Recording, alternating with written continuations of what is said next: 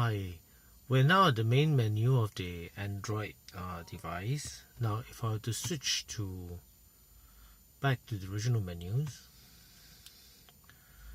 by pressing and holding the menu button, and if I were to switch back again by pressing and holding the menu button for about 5 seconds.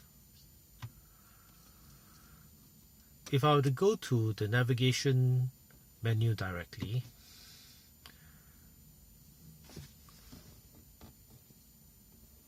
you'll realize that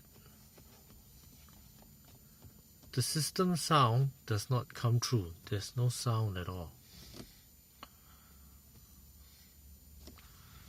To work around this problem, what I have to do is I have to come here and go into one of the sub-menus. For example, if I were to select the More App menu, and then if I were to now press back and I were to go to the navigation menu again,